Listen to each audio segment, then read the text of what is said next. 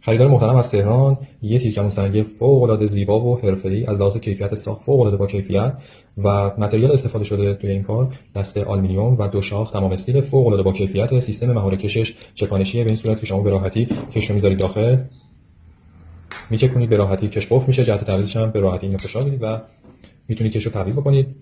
از لحاظ خوشنصی واقعا خوش دسته. نحوه در دست گرفتنش هم به این صورتی که قوس روی کف دست و قوس درونی سه انگشت سوار میشه و انگشت 60 اشاره هم به این صورت اینجا قفل میشه.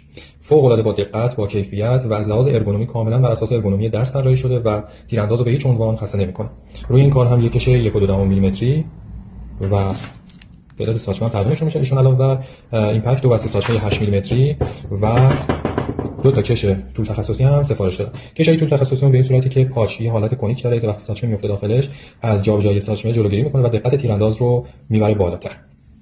و همچنین این تیرکمون جای سایت نشانه‌گیری هم داره که خود کاربر به راحتی میتونه براش درست بکنه یه سایت نشانه‌گیری و دقت تیراندازیشو چند پله ببره بالاتر.